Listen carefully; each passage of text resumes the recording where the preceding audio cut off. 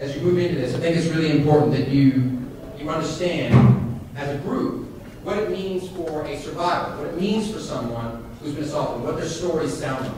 And I say that because I'm putting numbers up there. This isn't about numbers. This is about people.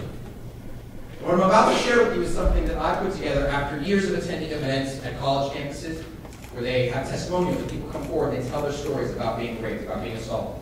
And this is going to be hard to hear for all of you. For some of you, it may be really hard to hear.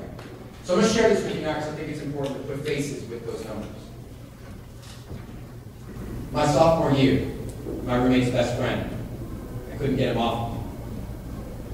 He came on to me at the party, and I liked it. But as the night rolled on, he wouldn't stop. He just kept going like I wasn't even there. I was walking home that night, and I just took a different route just that once, and he attacked and raped me. When I went home and told my parents, they wouldn't believe me. My own mother said, "Stop making such a fuss. You're embarrassing." He raped me, he beat me, he threatened that me and my children deported. And the police, I couldn't trust them. They'd have me deported, so I just learned. I learned to survive by teaching my mind to go to a different place while he was on top of me.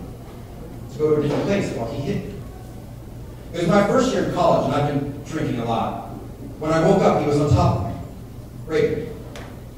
I was too drunk to be able to move or do anything, so I lay there while my neighbor raped me. It was my stepbrother, my RA, my uncle, my roommate, my boyfriend, my father. People always tell me that you forget the bad things, you forget the pain, but no, you remember the pain. I had such a hard time telling people, and mostly because when I did, no one believed me, and I just couldn't handle that. So I stopped telling people. I wanted to be safe, so I asked him to walk me home, and he seemed like such a nice guy, and when we got back to my place, I asked him to stop, and he didn't. I said, "No, stop, please don't do this, get off of me!" But he didn't listen. I remember when he and his friends were done, they threw my clothes back at me, and I started to get dressed, and I realized that they hadn't given me back my underwear. And somehow, in my daze, I asked for them, and they laughed. One of them reached back into his pocket and threw them at me. I realized later they planned on keeping them as a souvenir. I was 10. I was 20.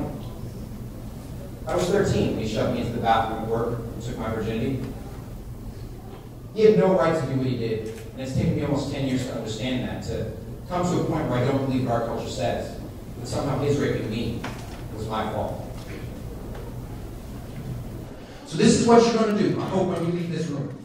You are going to make a difference because you care. And because most of us are good people. And most of us are decent. And most of us do not want rape to happen anymore. And so what we're going to do is ask the question, what will you do?